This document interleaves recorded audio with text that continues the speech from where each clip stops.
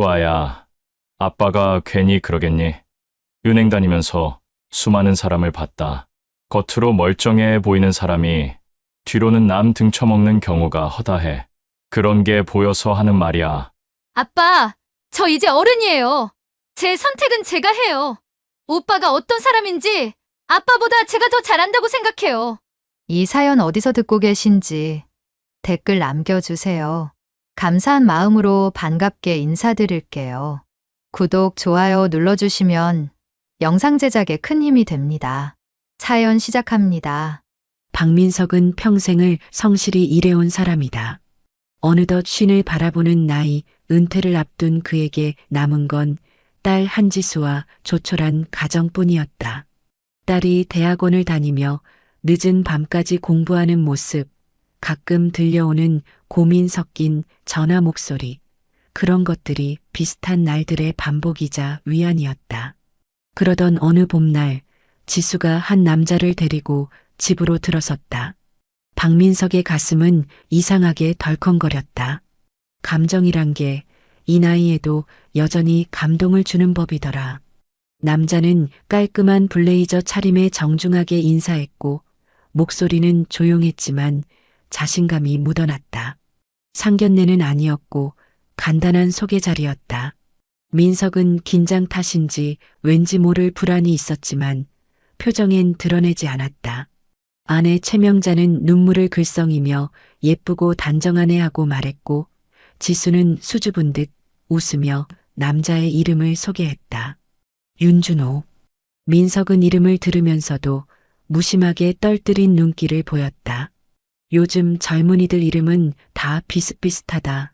그런 생각을 하며 준호는 딸을 향한 눈빛이 곱고 말투는 예의 바랐다. 사무적인 대화가 이어졌고 준호는 곧장 저는 스타트업에서 일하고 있습니다. 코인과 블록체인 관련 일을 해요. 요즘 바빠서 죄송합니다라며 담담히 설명했다. 설명은 그럴싸했다. 민석은 고개를 끄덕였고 아버지로서 딸이 선택한 사람에게 호의적인 마음이 생겼다. 딸의 안색이 밝아 보였으니까. 집안 대화는 웃음 섞인 농담으로 끝났고 그날 밤 민석은 평온을 느꼈다. 아버지가 느끼는 평온이었다. 자기 딸이 괜찮을 것 같다는 아무 일 없을 거란 작은 확신 말이다. 하지만 바깥 세상은 그리 단순하지 않았다. 민석이 몰랐던 건 사람의 겉모습과 말이 때로는 가장 위험한 위장이 된다는 사실이었다. 그는 그 밤에 잠들기 전부터 어딘가 불편한 예감에 시달렸다. 자식 걱정이란 언제나 예측 불가능한 파도와 같다. 내 마음이 너무 빨리 설레면 언젠가 크게 다칠지도 모른다. 그런 생각이 머릿속을 스쳤다. 그래서 더더욱 그는 딸의 행복 앞에 조심스러워졌다. 지나간 세월의 무게가 그런 경계심을 만들어냈다. 세상은 변했지만 사람을 지키려는 마음은 변하지 않았다. 며칠 뒤 민석은 회사 동료와의 약속 때문에 강남 쪽으로 나갔다. 약속 장소로 가는 길목, 우연히 마주친 풍경이 그의 심장을 끌어당겼다. 유리 건물 한쪽에서 사람들이 모여들고 남자가 단상에 올라 무언가를 열변하는 장면이었다. 무대 위엔 화려한 슬라이드와 화려한 수사, 그리고 청중을 압도하는 분위기가 있었다. 민석은 멈춰섰다. 그 목소리가 어디서 많이 들리는데 그 순간 준호의 음성이 귀에 들어왔다. 지금 투자하면 이 코인은 곧 상장하고 누구보다 먼저 들어간 사람은 반드시 큰 수익을 얻습니다. 민석은 섬뜩한 기분이 들었다. 말투는 그럴듯했지만 사람들을 현혹하는 방식은 어딘가 친숙했다. 젊은 시절 뉴스에서 보았던 사기극의 풍경, 길거리에서 막대한 이익을 약속하던 자들과 다름없었다. 그는 사람들 사이로 슬쩍 다가가 보았고 거긴 노년층의 얼굴들도 적지 않게 섞여 있었다. 민석은 그들의 표정을 보며 눈시울이 뜨거워졌다. 누군가는 평생 모아둔 돈을 잠깐의 희망으로 날릴지도 모른다는 생각이 머리를 스쳤다. 순간 딸의 얼굴이 떠올랐다. 이 자리에 우리 가족이, 우리의 이웃이 섞여 있을 수도 있겠구나. 그 상상은 민석의 온몸을 불켰다. 그날 그는 카페로 들어가 한참을 움직이지 못했다. 사람의 행동은 때로 본능적으로 방향을 잡는다. 민석은 그 자리에서 준호의 설교 장면을 몰래 영상으로 담았다. 손이 떨렸지만 이 작은 기록이 언젠가 도움이 될지 모른다고 생각했기 때문이다. 녹음과 영상은 순간의 증거로서 훗날 어떤 역할을 할 수도 있었다. 하지만 민석은 자신의 행동을 이상하게 여겼다. 아버지가 왜 딸의 남자 때문에 이렇게 예민해지는가 하고 스스로 묻기도 했다. 세월이 지나면서 더 예민해진 감수성, 그건 돌봐야 할 사람을 잃고 싶지 않은 마음에서 비롯된 것이리라. 밤 집에 돌아와서는 아무 말도 하지 않았다. 저녁 식사 자리에서 민석은 평소처럼 웃어 보였지만 가슴속에선 불안이 꼬리를 물었다.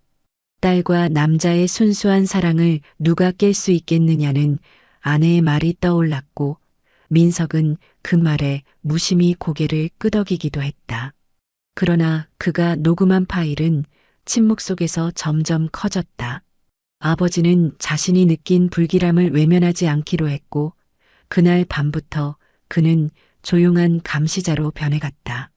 집 나간 시간이 길어질수록 그의 마음은 더 예민해졌고 딸을 지키기 위한 결심이 조금씩 굳어갔다. 민석은 은퇴를 앞둔 나이에도 쓸 수 있는 건 인맥뿐이라는 걸 알고 있었다. 평생 일하며 쌓은 작은 연결고리들이 있었다. 그래서 조심스럽게, 아주 조심스럽게 정보를 모으기 시작했다.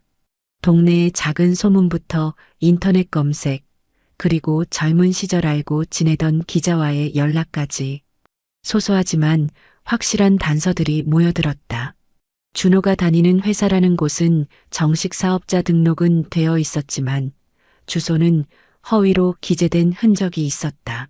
명함의 연락처는 임시 번호였고 법인 계좌의 흐름은 불투명했다. 한 조각 한 조각이 맞춰지자 민석의 마음은 더욱 무거워졌다. 집안에서는 분위기가 어수선했다. 지수는 여전히 준호를 옹호했고 명자는 딸이 행복하면 그걸로 됐지라고 말하면서도 눈가에 피로의 그림자가 깃쳤다. 세대 간의 간극은 점점 더 크게 느껴졌다. 민석은 딸에게 직접적인 충격을 주고 싶지 않았다. 그렇다고 가만히 있을 수도 없었다. 그는 조심스럽게 딸과 대화를 시도했다. 지수야, 아빠는 내가 행복했으면 좋겠어. 근데 혹시 회사 일에 대해 좀 더 물어봐도 될까? 그의 말은 부드러웠지만 딸은 곧바로 방어적으로 반응했다. 아빠, 왜 꼭 그런 의심을 해? 오빠는 성실해. 엄마가 걱정하는 것처럼 해석하지 마. 지수의 말투는 단호했고 그것은 민석을 더 움츠러들게 만들었다. 그는 혼자가 아니었다. 동네 친구 박정환이 기꺼이 도와주겠다고 나섰고 민석은 내부 문건을 뒤져가며 점차 큰 그림을 그려나갔다. 준호의 연줄로 보이는 인물들, 작은 페이퍼 컴퍼니의 연결고리, 그리고 투자자, 명단 속에 이름이 오른 몇몇 노년층의 주소까지. 이 모든 것은 지수의 미래를 위협할 복잡한 퍼즐처럼 보였다. 민석은 밤마다 자료를 정리하며 잠을 설쳤다. 은퇴 후의 인생 계획은 잠시 잊힌 채 그는 딸을 보호하기 위한 새로운 임무를 떠맡았다. 갈등은 불가피했다. 민석은 더 이상 묵과할 수 없다고 느꼈고 해결책을 찾기 위해 행동으로 옮기려 했다. 하지만 그 행동이 딸을 잃게 할 수도 있다는 공포도 동시에 품고 있었다. 부모의 선택이 항상 옳을 수는 없다. 그 사실을 그는 잘 알았다. 그래서 그는 매우 조심스러웠다. 한편으로는 딸에게 진실을 알리고 깨어나게 할 방법을, 다른 한편으로는 외부에서 확실한 증거를 모아 결정적인 순간에 꺼낼 계책을 고민했다. 세상은 간단치 않았고 사람의 마음은 더더욱 복잡했다. 민석이 모은 자료는 점점 더 뚜렷한 윤곽을 드러냈다. 준호가 다니는 미래코인 관련 그룹들은 여러 개의 페이퍼 컴퍼니를 통해 자금을 돌리고 있었고 고령층을 대상으로 한 투자 세미나는 반복적으로 열렸다. 민석은 이를 경찰에 가져갈까 아니면 딸 앞에서 폭로할까 오랫동안 망설였다. 그러던 날 그는 준호가 혼자 있는 장면을 우연히 목격했다. 준호의 표정은 평소와 달리 어두웠고 휴대전화 너머로 누군가와 격렬하게 언쟁을 벌이는 듯했다. 민석은 숨을 죽인 채 그 모습을 지켜보았다. 며칠 후 민석은 결심을 했다. 공개적으로 상황을 정리하기 전에 한 번 더 확실한 증거를 확보해야 했다. 그래서 그는 준호가 나가는 길목을 따라가 녹취를 시도했는데 그 녹취 파일 속 준호의 말은 뜻밖의 내용이었다. 지금은 그냥 내 역할을 하고 있는 거야. 내부 고발자라는 명분으로 정보를 모으는 중이다. 상부에서 허용된 범위 안에서만 움직여야 해. 그의 목소리에는 피로와 갈등이 묻어 있었다. 민석은 순간 혼란스러웠다. 준호가 정말 내부 고발자라면 그를 공격하는 일이 실수를 낳을 수도 있었다. 그날 밤 민석은 동네에서 오랜 친구였던 한 상구를 만나 얘기를 나눴다. 상구는 예전에는 호의적이었지만 요즘은 말수가 줄어든 인물이었다. 민석은 상구에게 상황을 설명했고 상구의 눈빛은 묘하게 흔들렸다. 상구는 세상엔 단순한 선악이 없다라고만 되풀이했다. 민석은 준호를 곧바로 의심할 수 없는 상황에 놓였고 마음은 갈라졌다. 딸을 지키려는 본능과 혹시라도 억울한 사람을 공격할지도 모른다는 죄책감 사이에서 그는 줄타기 하듯 하루를 보냈다. 결국 첫 번째 반전은 이렇게 왔다. 준호는 외부에서 보기엔 코인을 팔아먹는 사람처럼 보였지만 내부의 누군가를 감시하며 정보를 수집하는 역할을 맡은 어쩌면 정의를 향한 위험한 사다리 위의 인물일지도 몰랐다. 민석은 이제 한 번 더 생각해야 했다. 모든 것이 보이는 대로의 것만은 아니라는 사실. 사람은 가끔 자기 역할을 위해 거짓을 연기하기도 한다. 문제는 그 연기가 딸과 가족에게 어떤 결과를 낳을지, 그리고 민석이 그 결과를 막을 수 있을지였다. 석진은 딸 수아의 결혼 이야기를 처음 들었을 때 솔직히 마음 한켠이 불안했다. 이유는 명확히 설명하기 어려웠다. 그냥 나이 먹으면서 생기는 그 기묘한 감각이랄까? 사람의 말투나 눈빛, 손끝의 작은 떨림 같은 게 자꾸 마음에 걸렸다. 예비사위라 소개받은 남자 기혁이라는 청년은 겉보기에 흠잡을 데가 없었다. 깔끔한 정장, 공손한 인사, 어른 앞에서 허리를 숙이며 말하는 태도. 그런데 그 모든 게 어딘가 지나치게 매끈해 보였달까? 석진은 평생 은행원으로 일하며 온갖 사람을 상대해 왔다. 대출 상담을 하다 보면 잘나 보이는 사람도 실은 빚더미에 올라 있는 경우가 허다했다. 반대로 허름한 옷차림의 노인이 통장에 억 단위 저축을 해둔 경우도 있었다. 겉모습이 전부가 아니라는 걸 그는 누구보다 잘 알고 있었다. 며칠 뒤 우연은 생각보다 빠르게 찾아왔다. 퇴직 후 소일거리 삼아 지인들과 함께 다니던 탁구 모임에서였다. 땀을 닦으며 쉬고 있는데 옆자리에서 어떤 이가 휴대폰 통화를 하고 있었다. 아, 이번에도 피해자가 난리야. 젊은 애들 앞세워서 투자받게 하더니 결국 못 버티고 터지나 봐. 그 말에 석진의 귀가 번쩍 열렸다. 이어지는 대화 속에서 들려온 단어, 월드블록체인, 네트워크라는 이름이 그의 기억을 건드렸다. 기억이 소개 자리에서 은근히 흘렸던 회사 이름과 같았던 것이다. 처음에는 우연의 일치일 거라고 애써 넘기려 했다. 그러나 그날 밤 잠들지 못한 채 인터넷을 뒤적이다가 석진은 차갑게 굳어졌다. 검색창에 월드블록체인 네트워크 피해자라는 키워드를 치자 관련 기사와 블로그 글들이 줄줄이 쏟아져 나왔다. 불법 다단계, 코인 사기, 검찰 수사, 피해액 수백억. 화면 속 단어들은 그의 심장을 철렁 내려앉게 했다. 설마 내 딸이 저런 남자랑 결혼하려는 건가? 그는 혼자만의 착각일지도 모른다고 수없이 되뇌었지만 기사의 날짜는 불과 몇 달 전이었다. 아직 재판도 끝나지 않은 진행형 사건. 회사 이름과 인물들의 행적이 너무도 똑같이 맞아떨어졌다. 석진은 책상 위에서 손을 떨며 컵을 쥐었다 놓았다. 그동안 애써 참아온 불안이 현실로 드러나는 순간이었다. 며칠을 고민한 끝에 그는 직접 움직이기로 했다. 어느 날 수아 몰래 기억의 회사를 찾아가 보기로 마음먹었다. 주소는 명함에 적혀 있었다. 도심 빌딩 12층, 반짝거리는 간판, 로비에는 화려한 대리석과 조잡한 조형물이 자리 잡고 있었다. 겉보기에 번듯했지만 오래 일한 사람의 눈은 속일 수 없었다. 석진은 그곳에서 직원들의 낯빛을 보았다. 일부는 지나치게 들뜬 표정으로 손님을 맞이했지만 몇몇은 눈빛이 허공을 헤매고 있었다. 뭔가를 감추려는 듯한 불안감이 스쳤다. 기억은 마침 그 자리에 있었다. 우연처럼 마주친 순간 그는 순간적으로 미소를 지으며 말했다. 아, 아버님, 여기까지 어떻게... 그 짧은 순간에도 석진은 남자의 눈동자 깊은 곳에서 당황과 불편함을 읽어냈다. 표정은 웃고 있었지만 웃음은 눈에 닿지 않았다.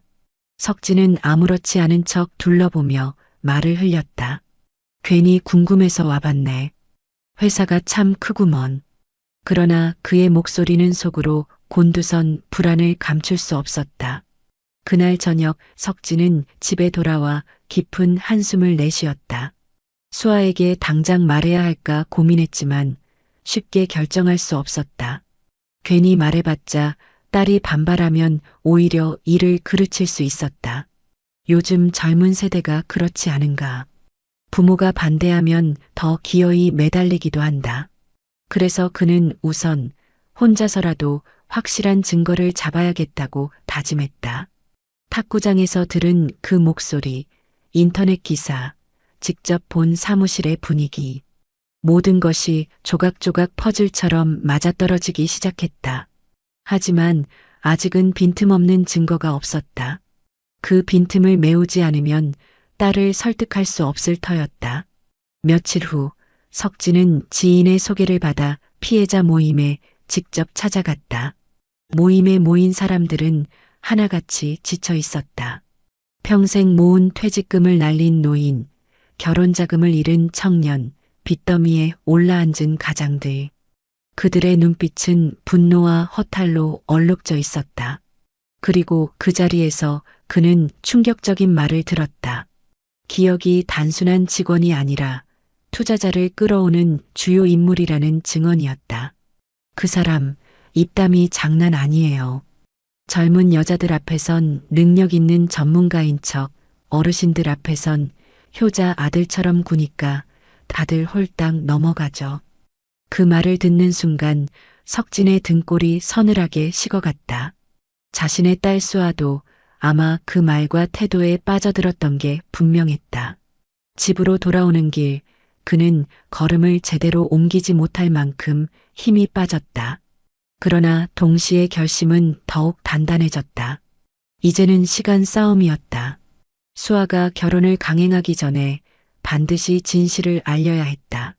하지만 어떻게? 무턱대고 말하면 아빠가 괜한 오해를 한다며 등 돌릴 수도 있었다. 그렇다고 가만히 있자니 딸의 인생이 망가질 게 뻔했다. 석진은 거실 소파에 앉아 혼잣말처럼 중얼거렸다.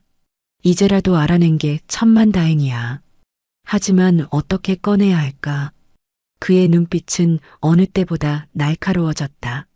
이 싸움은 단순히 사위될 사람을 반대하는 차원이 아니었다. 딸을 지키기 위한 아버지로서의 최후의 싸움이 시작되고 있었다. 석진은 몇 날 며칠을 뒤척였다. 딸 수아에게 진실을 털어놓아야 한다는 생각은 점점 커졌지만 입을 떼는 게 쉽지 않았다. 결혼이라는 건 단순히 두 사람만의 문제가 아니었다. 한 가정과 또 다른 가정이 얽히는 일이고 무엇보다 사랑에 빠진 딸을 말린다는 건 가시밭길이었다. 퇴근 후 지쳐 들어와도 늘 밝은 표정을 보이던 딸이 요즘은 손에 휴대폰을 붙잡고 기억과 메시지를 주고받으며 행복해하는 모습만 보였다.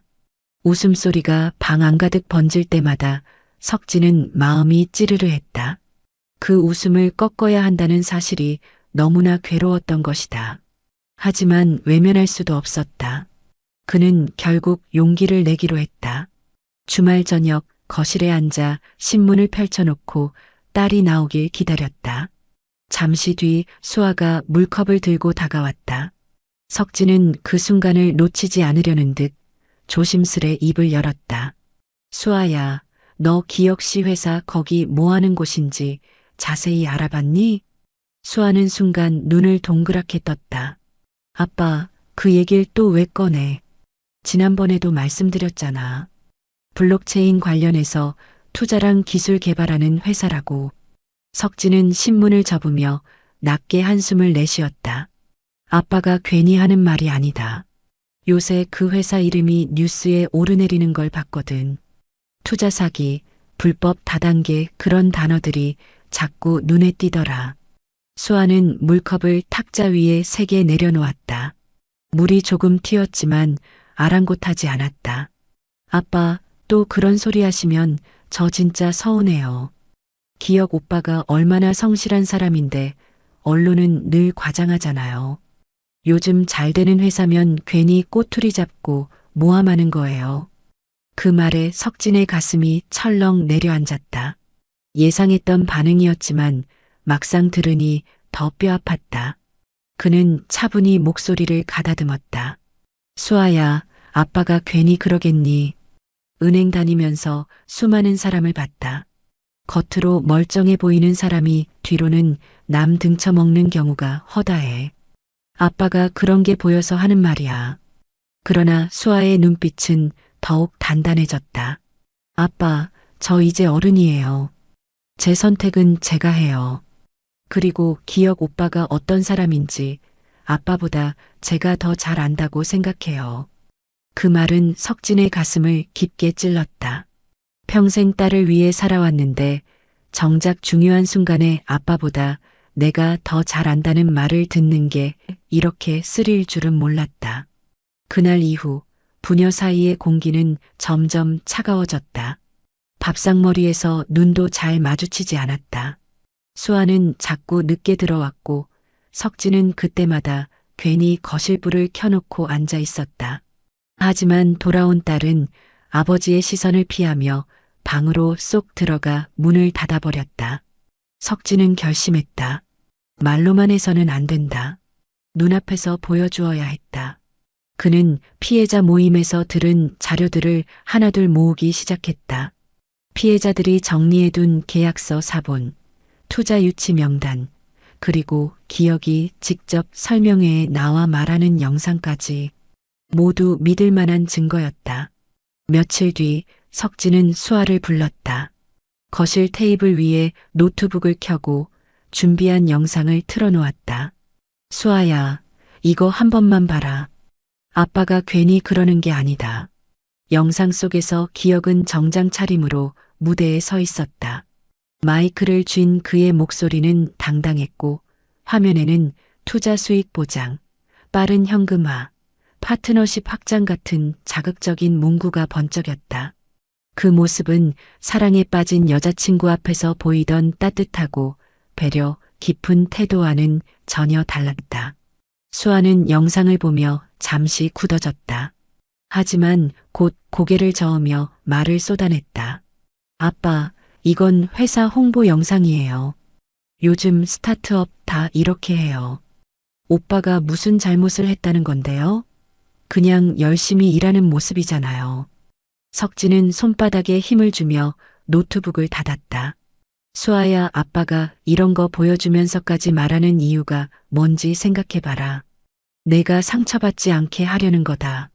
그러나 수아의 표정은 차갑게 굳어 있었다. 아빠는 저한테 상처 주고 있어요. 제가 사랑하는 사람을 믿지 못하게 만들고 자꾸 의심만 하시잖아요. 저 이제 그만 들을래요. 그렇게 말한 뒤 수아는 방으로 들어가 문을 잠갔다. 문 너머에서 울음 섞인 숨소리가 희미하게 흘러나왔다. 석진은 거실에 홀로 남아 어찌할 바를 몰랐다. 그날 밤 그는 깊은 무력감에 잠을 이루지 못했다.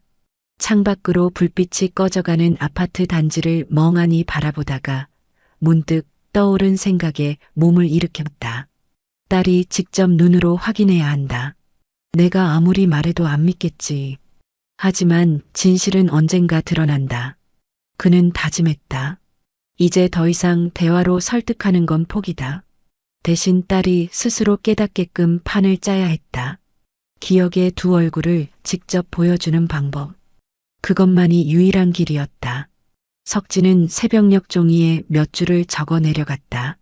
피해자 모임 사람들과 다시 연락해 도움을 청할 계획이었다. 아버지로서 마지막 수단, 위험할 수도 있는 길이지만 이제 물러설 수 없었다. 석진은 더 이상 물러설 수 없다고 느꼈다. 딸의 눈을 제대로 뜨게 하려면 그저 증거를 쌓아 보여주는 걸로는 부족했다. 사랑이라는 건 때로 눈과 귀를 가려버린다. 그러니 딸이 직접 체험해야 했다. 그래야 아버지의 말이 괜한 기우가 아니었음을 알게 될 터였다.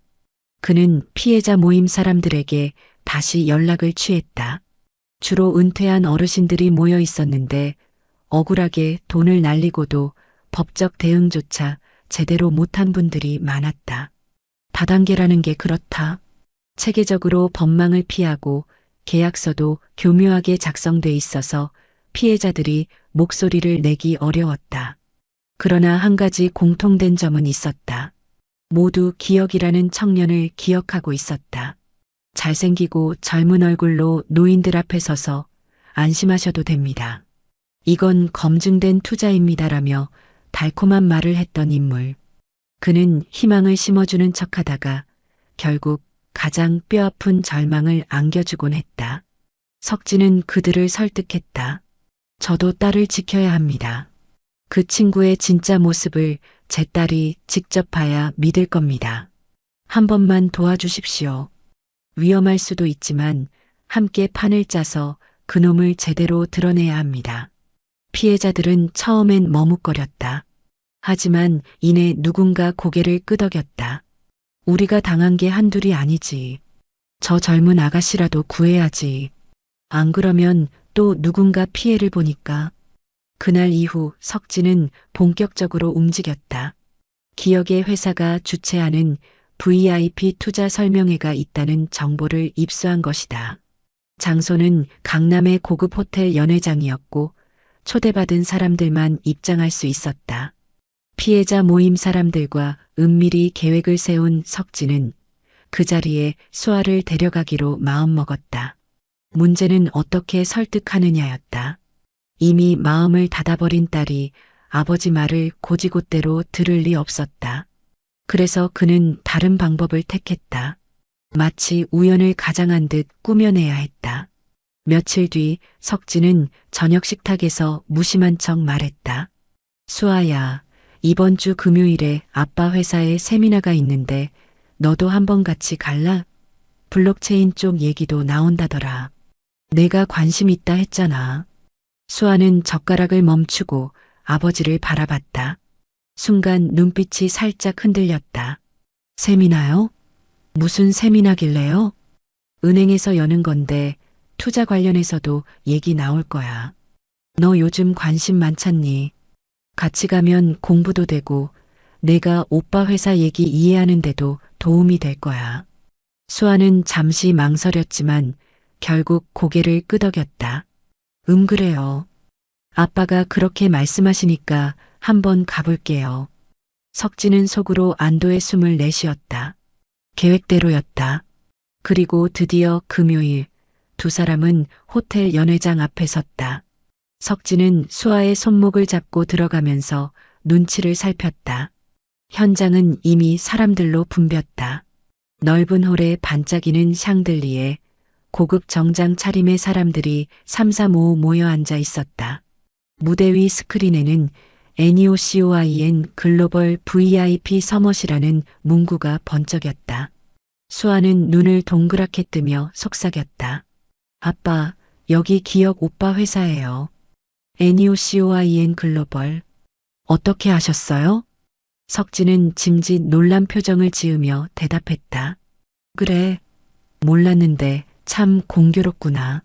내가 직접 확인해 보면 좋겠네. 그 순간 무대 한쪽에서 기억이 등장했다.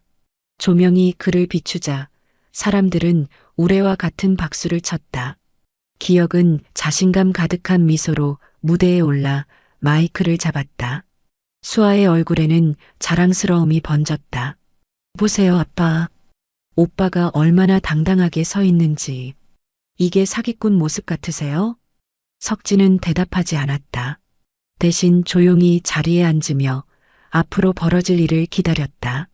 설명회가 시작되자 기억은 화려한 언변으로 사람들을 사로잡았다. 우리는 안정적인 수익을 보장합니다. 단순히 돈을 불리는 게 아니라 세상을 바꾸는 혁신에 동참하는 겁니다. 그의 말마다 박수가 터졌고 수아도 흐뭇하게 고개를 끄덕였다. 그러나 시간이 흐를수록 분위기는 묘하게 바뀌었다. 뒷줄에 앉아있던 피해자 모임의 어르신들이 손을 들기 시작한 것이다. 젊은이, 지난번에도 똑같이 말했지? 내 돈 돌려준다더니 아직 소식이 없잖아. 그게 어떻게 안정적인 수익이냐? 내 친구는 집까지 팔아 투자했는데 지금 병원비도 못 내고 있어. 그 책임은 누가 지는 건가? 처음에는 주변이 술렁였지만 곧 목소리가 커졌다. 여러 명이 한꺼번에 따져 묻자 기억의 얼굴에 잠시 당혹감이 스쳤다. 그러나 이내 웃음을 지으며 상황을 수습하려 했다. 여러분, 잠시만 진정해 주십시오. 지금은 전체 설명의 자리라 개인적인 문제는 따로. 하지만 어르신 중 한 명이 자리에서 일어나 외쳤다. 개인적인 문제가 아니야. 여기 있는 사람 절반이 피해자야. 내가 속여서. 순간 연회장은 얼어붙었다. 사람들의 시선이 일제히 무대로 향했고 수아의 눈빛도 흔들리기 시작했다. 그녀는 아버지를 돌아봤다. 석진은 아무 말 없이 그 눈을 똑바로 바라봤다. 기억은 끝내 웃음을 잃고 목소리를 높였다. 근거 없는 얘기 그만하시죠. 우리는 정식 등록된 회사입니다. 투자엔 늘 리스크가 따르는 법이잖아요. 그러나 이미 분위기는 돌아설 대로 돌아섰다. 피해자들이 준비해온 서류와 자료를 꺼내 흔들자 몇몇 참석자들도 술렁이며 자리를 뜨기 시작했다. 수아는 얼굴이 창백해졌다. 그녀의 손이 덜덜 떨리는 게 아버지 눈에도 보였다. 아빠, 이게 대체 뭐예요? 정말 사기라는 거예요? 석진은 무겁게 고개를 끄덕였다. 이제야 보이니, 수아야? 아빠가 괜히 말한 게 아니다. 그 순간 무대 위에서 기억의 눈빛이 번뜩였다. 그는 관중 속에서 수아와 석진을 발견한 듯 살짝 미소를 지었다. 그리고는 태연하게 마무리 인사를 건넸다. 오늘은 여기까지 하겠습니다. 궁금한 점은 개별적으로 안내드리겠습니다. 사람들이 웅성거리며 흩어지는 사이 기억은 슬그머니 무대 뒤로 사라졌다. 석진은 직감했다. 저 미소는 단순한 당황이 아니라 뭔가 더 큰 것을 준비하고 있다는 신호였다.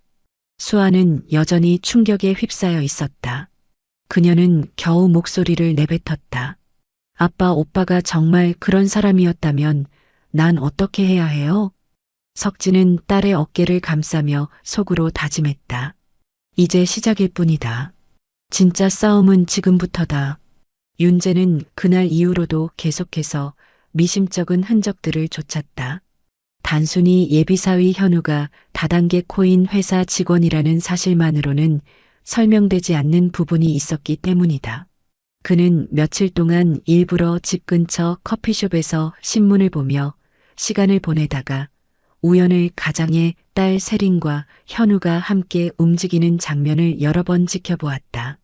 멀리서 바라보는 부녀의 모습은 마치 평범한 연인 같았지만 그 뒤에 숨겨진 진실을 알아버린 아버지의 눈에는 늘 어딘가 그림자가 드리워져 있었다. 세린은 여전히 현우의 장밋빛 미래 이야기에 들떠 있었다. 그는 곧 회사를 나와 새로운 스타트업을 준비하고 있다며 이제껏 모아둔 투자금과 자신이 이끄는 팀의 능력을 강조했다. 세린은 그 말 하나하나에 확신을 더하며 아버지를 설득하려 했다. 아빠, 요즘 세상의 안정적인 직장만 바라보다가는 뒤처져요. 현우 오빠처럼 뭔가 크게 도전해보는 게 맞는 거예요. 그녀의 말투는 여느 때보다 단단했고 아버지를 이해시키려는 마음도 진심이었다. 하지만 윤재는 그 말 속에 숨은 또 다른 진실, 누군가 심어준 믿음의 흔적을 읽어내고 있었다. 윤재는 결심 끝에 현우를 직접 불러냈다. 딸 몰래 마치 아무 일도 없다는 듯이 연락을 해 커피 한잔하자고 제안했다. 현우는 의외로 흔쾌히 수락했고 둘은 오래된 다방 같은 곳에서 마주 앉았다. 윤재는 속을 감춘 채 세상 돌아가는 이야기를 꺼내다가 슬쩍 화제를 틀었다. 자네 회사 꽤 잘 나간다지? 그런데 요즘 뉴스에선 불법 투자니 뭐니 시끄럽더군. 순간 현우의 얼굴 근육이 미세하게 떨렸다. 하지만 그는 곧 표정을 바로잡으며 능청스럽게 웃어넘겼다. 아, 그건 다른 팀 얘기입니다. 저희는 정직하게 사업해요. 오해하시면 곤란합니다. 그의 대답은 단호했지만 윤재의 노련한 눈은 이미 허점을 잡아냈다. 며칠 뒤 윤재는 은퇴 후 함께 시간을 보내던 친구 상국에게 이 이야기를 꺼냈다. 상국은 퇴직 전 금융감독원에서 일했던 인물이었다. 야, 그거 혹시 5억 코인 아니냐? 요즘 문제가 많아서 조사 중이야. 피해자만 수천 명이야. 그 말에 윤재는 확신을 얻었지만 동시에 섬뜩한 기분이 들었다. 딸이 이런 함정에 빠져 있다는 걸 생각하면 속이 뒤집혔다.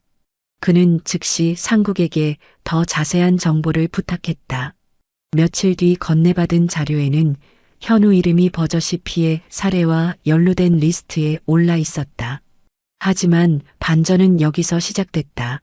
자료를 꼼꼼히 읽던 윤재는 이상한 점을 발견했다. 분명히 리스트에는 현우 이름이 있었지만 그 옆에 적힌 기록은 내부 고발자라는 표시였다.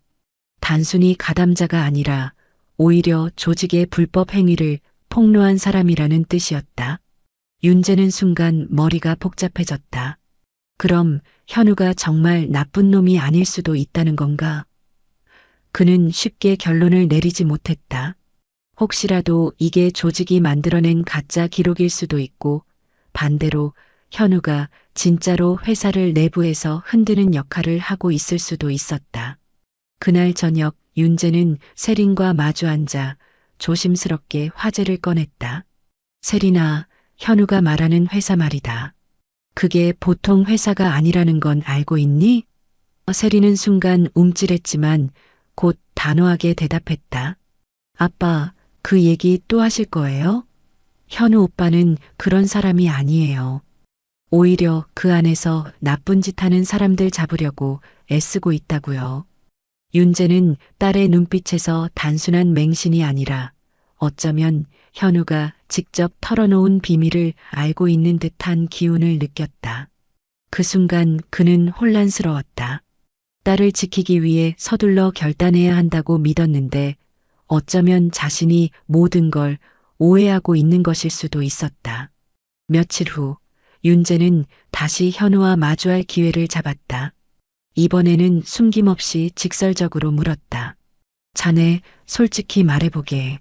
자네가 불법 다단계 회사랑 얽힌 건 사실이지? 하지만 내부 고발자라는 말도 들었네. 도대체 진짜가 뭐야? 현우는 잠시 말을 잇지 못하다가 깊은 한숨을 내쉬었다. 그리고 마침내 조용히 입을 열었다. 선생님, 사실입니다. 저는 그 안에서 불법 구조를 받고 어떻게든 밖으로 알리려 했습니다. 하지만 제가 그 안에 남아 있어야만 증거를 모을 수 있었어요. 그래서 겉으론 직원처럼 보일 수밖에 없었습니다. 그의 목소리는 흔들렸지만 어딘가 절실했다. 윤재는 믿고 싶지 않은 마음과 혹시라도 진심일지 모른다는 불안감 사이에서 갈팡질팡했다. 딸을 지켜야 한다는 생각과 젊은이의 용기를 존중해야 한다는 마음이 부딪혔다. 그날 밤 그는 잠을 이루지 못하고 오래도록 뒤척였다. 하지만 마음 한켠에서 자꾸만 들려오는 속삭임이 있었다. 혹시 내가 너무 서둘러 단정한 건 아닐까? 이제 윤재의 싸움은 단순히 예비사위를 몰아내는 싸움이 아니었다. 진실을 어떻게 밝혀낼 것인지, 그리고 그 과정에서 딸을 어떻게 지켜낼 것인지 한층 더 복잡한 국면으로 접어들고 있었다.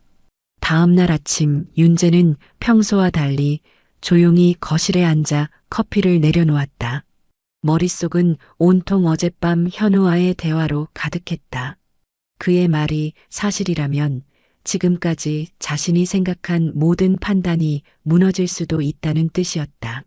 세린이 현우에게 마음을 준 이유도 단순히 젊고 잘생긴 청년이라서가 아니라 그 안에 숨겨진 진심을 느꼈기 때문일지도 모른다는 생각이 들었다. 하지만 윤재는 동시에 냉정함을 유지해야 했다. 한순간의 감정으로 딸을 위험에 빠뜨릴 수 없었다. 윤재는 서류 더미를 뒤적이며 증거를 정리했다. 기획서, 계약서, 피해자 진술, 녹취 파일, 그리고 피해자 모임에서 받은 기록까지 모든 자료를 한눈에 볼 수 있게 테이블 위에 펼쳤다. 그는 한 장 한 장 확인하며 현우가 정말 내부 고발자라면 증거가 자연스럽게 드러나야 한다는 사실을 떠올렸다. 하지만 불길한 예감도 있었다. 이런 사람들은 항상 한 겹 더 감춘다. 우리가 보는 건 겉모습일 수 있어. 점심이 가까워지자 세린이 조심스레 다가왔다. 얼굴에는 아직 충격의 흔적이 남아 있었다. 아빠 어젯밤 이후로 머리가 멍해요. 오빠가 정말 그런 사람이었다면 왜 저한테 안 말해줬을까요? 윤재는 딸의 손을 잡고 부드럽게 말했다. 세린아, 그건 이제 곧 알게 될 거다. 중요한 건 사실을 확인하는 과정이지 마음대로 판단하는 게 아니야. 그날 오후 윤재는 현우를 다시 만나기로 했다. 이번에는 그를 시험할 계획이었다. 단순한 질문이 아니라 현우가 내부에서 어떤 행동을 취했는지, 그리고 실제로 피해자들을 위해 움직였는지 직접 확인할 수 있는 상황을 조성했다. 장소는 한적한 카페였고 윤재는 일부러 세린에게는 알리지 않았다. 딸이 직접 관여하면 감정이 개입되어 판단이 흐려질 수 있었기 때문이다. 현우가 도착했다. 평소와 달리 표정이 경직되어 있었다. 윤재는 아무 말 없이 테이블 위에 자료를 펼쳤다. 보시죠. 이게 어제 피해자 모임에서 받은 자료입니다. 여기 이름이 있군요. 실제로 자네가 기록된 부분도 있네요. 현우는 숨을 고르며 테이블 위 자료를 내려다봤다. 잠시 침묵이 흘렀고 주변 손님들이 어색하게 시선을 돌렸다. 네, 사실입니다. 제가 이 안에 있으면서 증거를 모으고 있습니다. 다만 겉으로는 직원처럼 행동해야 했죠. 안 그러면 모든 게 드러나 버리니까요. 윤재는 노련하게 표정을 바꾸지 않았다. 그는 자료를 하나씩 짚으며 질문했다. 그럼 피해자들의 돈은 실제로 안전하게 보호되고 있나? 아니면 이미 흘러간 건가? 현우는 잠시 눈을 감고 깊게 숨을 쉬었다. 일부는 불가피하게 손실이 있었지만 나머지는 제가 최대한 회수하려 노력했습니다. 내부 증거도 확보했고 언젠가 모두 밝힐 겁니다. 믿어주십시오. 윤재는 고개를 끄덕였지만 여전히 마음 한편이 편치 않았다. 증거가 충분해 보였지만 젊은 청년의 말만으로는 확신할 수 없었다. 순간 그는 반전의 가능성을 떠올렸다. 혹시 이건 함정일 수도 있다. 우리가 추궁하도록 유도한 뒤 그 안에서 다른 피해자를 만들거나 더 큰 범죄를 숨길 수도 있다. 그날 저녁 윤재는 세린을 불러 집 거실에 앉혔다. 세린아, 현우 오빠가 진짜인지 확인하는 게 오늘부터 시작이야. 아빠랑 같이 증거를 모을 거고 그 안에서 판단해야 한다. 감정으로만 판단하면 위험해. 세린은 눈을 크게 뜨며 물었다. 그럼 오빠가 정말 선한 사람이라도 아빠는 그냥 믿지 않겠다는 거예요? 윤재는 잠시 침묵하다가 천천히 말했다. 믿는 건 나중 문제다. 먼저 확인하는 게 중요하다. 진실을 확인하면 믿을 수도 아니면 바로 조치할 수도 있다. 그날 밤 윤재는 혼자 서류를 다시 검토하며 계획을 세웠다. 현우가 진짜 내부 고발자인지 아니면 단순히 자신의 이익을 숨기기 위한 연기인지 그 경계가 불확실했다. 그러나 한 가지는 확실했다. 딸을 지켜야 하고 그 과정에서 단 한치의 실수도 허용할 수 없다는 것. 그리고 다음 날 예상치 못한 연락이 들어왔다. 현우 측에서 긴급 미팅을 잡겠다는 것이었다. 장소는 고급 레스토랑. 윤재는 직감했다.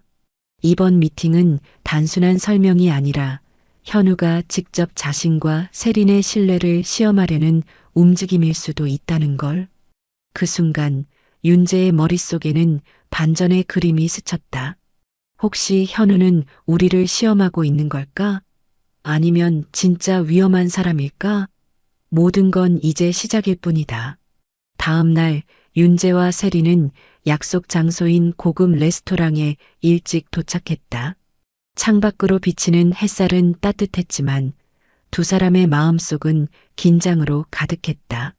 레스토랑 내부는 조용하고 정숙했으며 일반 손님들과 달리 그들은 조용한 한쪽 구석에 앉아 현우의 도착을 기다렸다.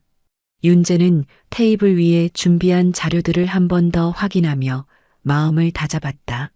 내부 고발자라면 증거를 보여줄 것이고 속임수라면 눈빛과 말투에서 이미 드러날 것이었다. 현우는 약속 시간보다 5분 늦게 나타났다. 평소와 달리 옷차림은 단정했지만 눈빛이 어딘가 초조해 보였다. 그는 테이블 앞에 서자마자 깊게 인사하고 자리에 앉았다. 윤재는 서류 더미를 살짝 밀며 말했다. 자네, 이제 솔직히 말해보게. 지난번에도 증거라 했지만 이번에는 모든 걸 드러낼 차례라네. 과연 누구를 위해 움직였는지 진짜 의도를 말해보게. 현우는 잠시 숨을 고른 뒤 조심스레 입을 열었다. 선생님, 솔직히 말씀드리겠습니다. 저는 처음부터 내부에서 불법을 바로잡으려 했습니다. 그러나 그것만으로는 부족했습니다. 회사가 워낙 큰 조직이라 작은 움직임으로는 아무것도 변하지 않았거든요. 그의 말투에는 긴장과 절실함이 묻어 있었다. 윤재는 표정 하나 바꾸지 않고 노트에 적힌 자료와 현우의 눈빛을 번갈아 확인했다. 현우는 잠시 숨을 고르고 테이블 위에 작은 USB를 올려놓았다. 이 안에 지난 몇 달간 제가 수집한 증거가 들어 있습니다. 투자자 명단, 송금 기록, 내부 메신저 대화까지 모두 포함되어 있어요. 이 자료만으로도 불법 행위를 입증할 수 있습니다. 윤재는 USB를 집어들고 자세히 살펴보았다. 수치와 문서, 대화 로그가 빼곡히 기록되어 있었고 겉으로 보기엔 조직 내부에서 일어난 모든 상황이 꼼꼼하게 정리되어 있었다. 그제서야 윤재는 잠시 마음을 놓는 듯 했지만 곧바로 의심이 밀려왔다. 혹시 이건 일부러 우리를 속이려는 연극일지도 몰라. 자네 말이 사실이라면 왜 세린에게 직접 알리지 않았나? 윤재가 물었다. 현우는 눈을 내리깔며 잠시 침묵했다. 그리고 조심스럽게 말했다. 세린에게는 알릴 수 없었습니다. 만약 제가 바로 이야기했다면 아버님처럼 보호하려는 마음 때문에 아무도 믿지 못하게 되었을 거예요. 저는 혼자 모든 증거를 확보하고 안전하게 드러낼 때까지 기다렸습니다. 딸에게 위험이 닥치는 것을 원치 않았거든요. 세리는 숨을 죽이고 현우의 눈을 바라보았다. 믿고 싶지만 불안한 마음과 혹시라도 속임수일지 모른다는 불신 사이에서 갈등하고 있었다. 윤재는 딸의 손을 살짝 잡고 조용히 말했다. 세리나, 마음을 판단하기 전에 증거와 사실을 먼저 확인해야 한다. 감정으로만 판단하면 위험하단다. 그때 현우가 자리에서 일어나 USB를 레스토랑 와이파이에 연결하고 노트북을 꺼내 화면을 윤재와 세린 앞에 펼쳤다. 화면에는 투자자들의 송금 내역, 회사 내부 메신저 기록, 그리고 불법 다단계 코인 거래를 지시하는 상사의 지시 사항이 담겨 있었다. 현우는 한 장 한 장 설명하며 말했다. 이 증거들은 제가 직접 수집한 것들입니다. 일부러 시간을 끌면서 내부 고발자 위치를 유지했고 누구도 의심하지 못하게 연극을 했습니다. 하지만 이제는 더 이상 기다릴 수 없습니다. 아버님과 세린 씨가 함께 확인하시고 판단해 주십시오. 윤재는 숨을 고르며 한 장 한 장 자료를 넘겼다. 눈앞에 펼쳐진 문서와 로그는 믿기 어려울 정도로 치밀하게 정리되어 있었고 현우가 주장한 내용과 정확히 맞아떨어졌다. 순간 윤재는 마음속에서 무거운 돌덩이를 내려놓는 듯한 기분을 느꼈다. 그러나 동시에 경계심도 남아 있었다. 이제 진짜 시험이 시작되는구나. 세리는 눈가가 촉촉해지며 조용히 속삭였다. 오빠, 정말 이게 사실이라면 제가 오해했네요. 미안해요. 아빠가 걱정한 마음 이해해요. 현우는 그녀의 손을 잡고 살짝 미소 지었다. 세린, 이해해. 하지만 아빠와 함께 모든 것을 확인하는 게 중요했어요. 이제는 진실이 드러났습니다. 윤재는 두 사람을 번갈아 바라보며 생각했다. 내부 고발자라면 지금까지 보여준 행동이 단순히 연기가 아닌 실제로 딸과 투자자들을 지키기 위한 것이었음을 입증하는 셈이었다. 하지만 그는 아직 마음속에서 마지막 경계를 놓지 않았다. 반전은 언제나 존재할 수 있다는 사실을 그는 평생 금융과 사회생활에서 배웠기 때문이었다.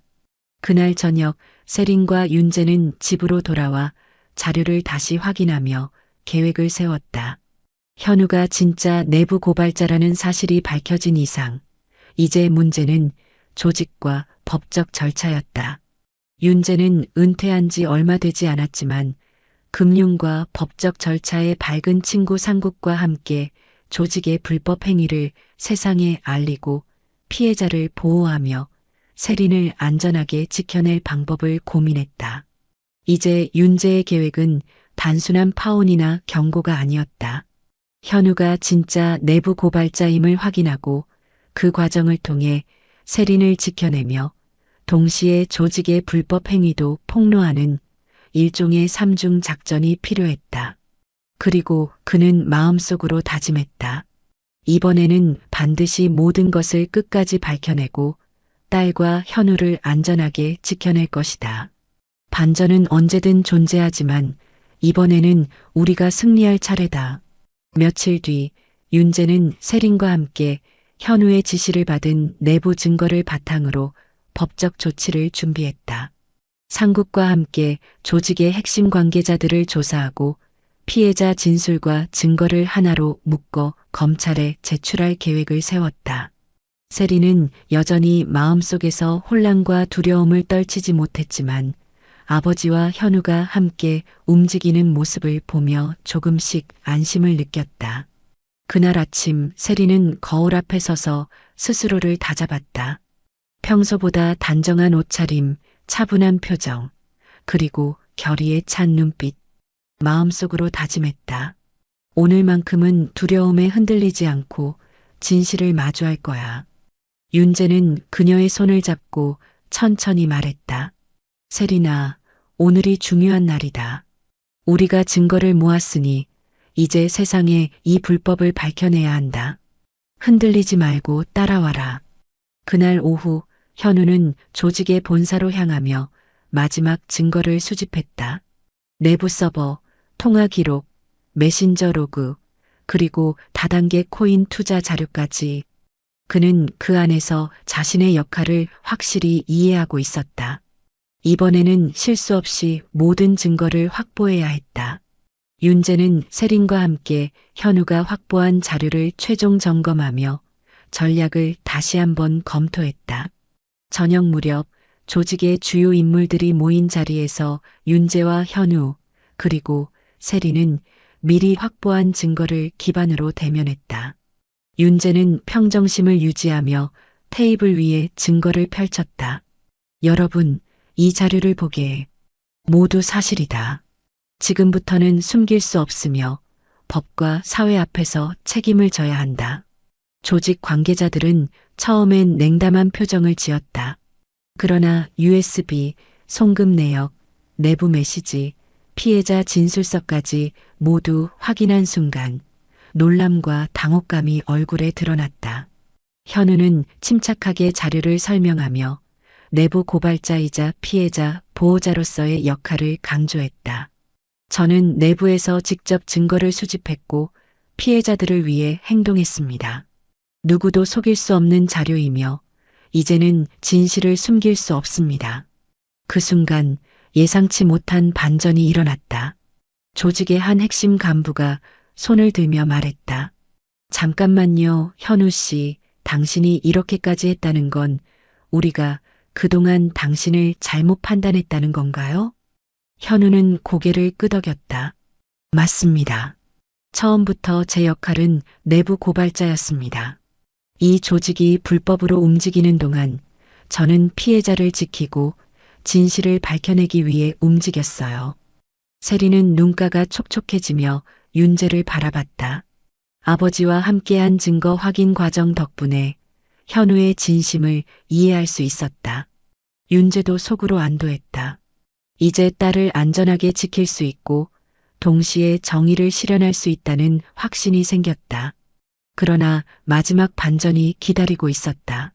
조직의 우두머리, 의외로 세련되고 냉정한 인물이 직접 나타난 것이었다. 그는 과거 다른 피해자를 이용한 교묘한 방식으로 현우를 시험했다고 밝혔다.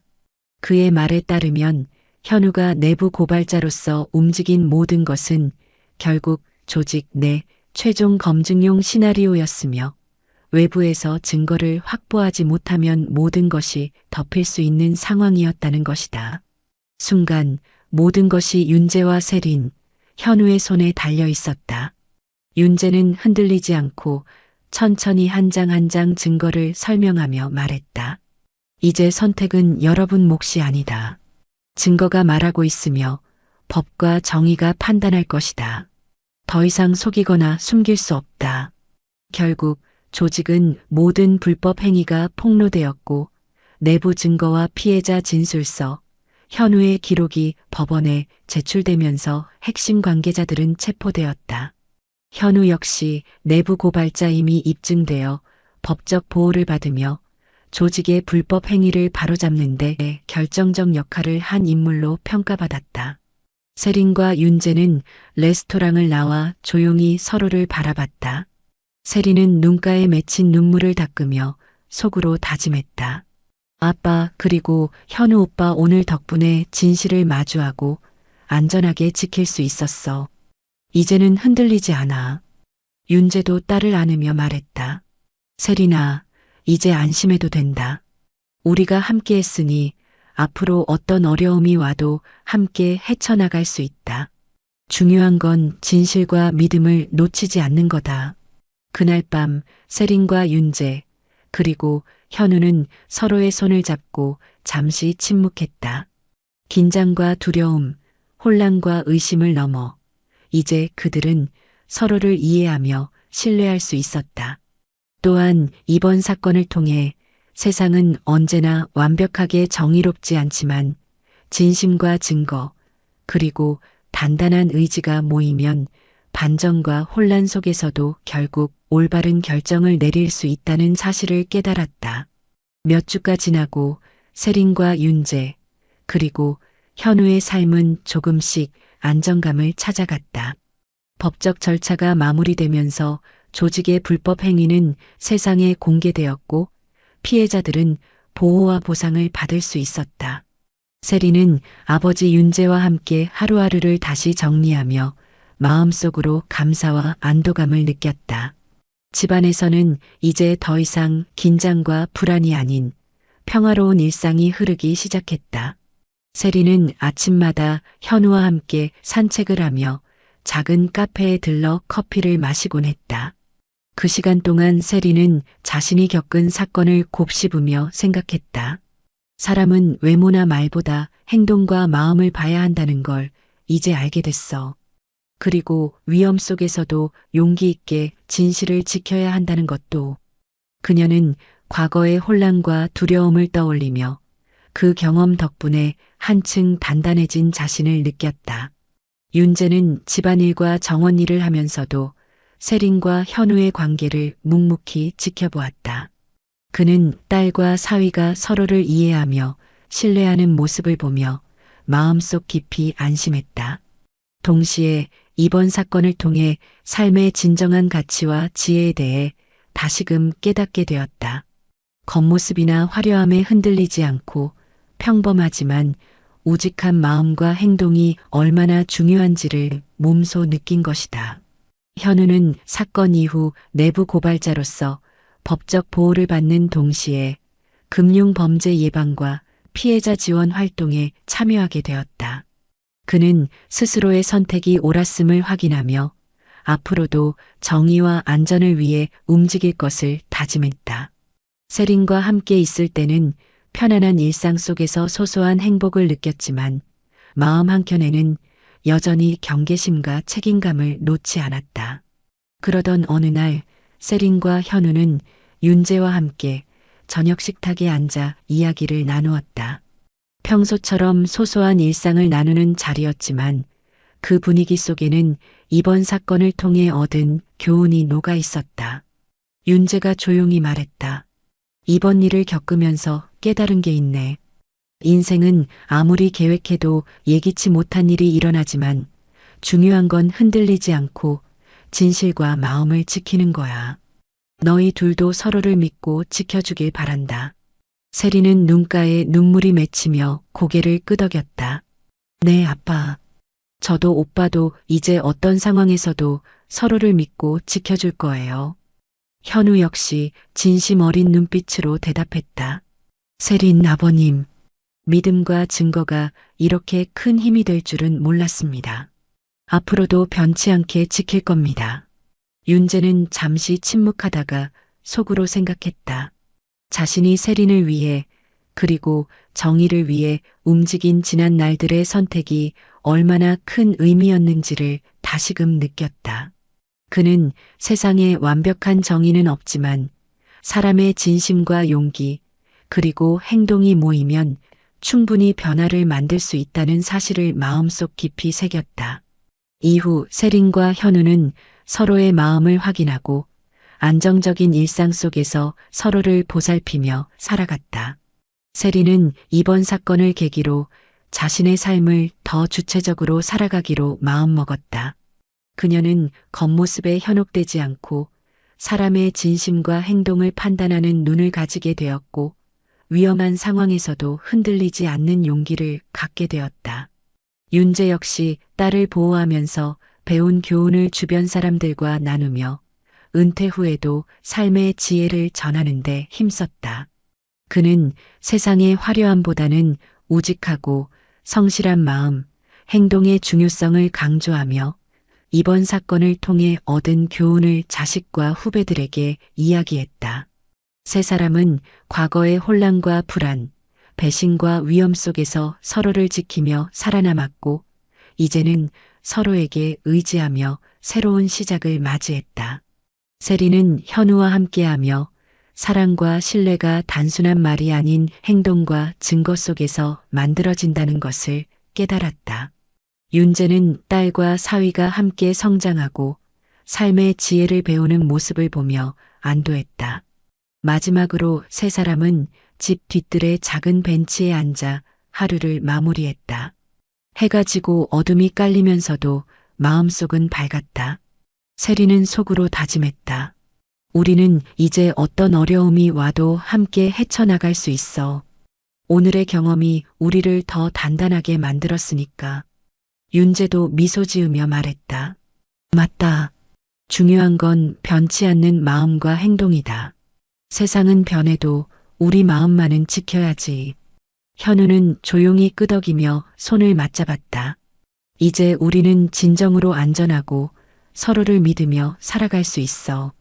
그날 밤 세린과 현우, 윤재는 서로의 손을 잡고 새로운 시작을 맞이했다.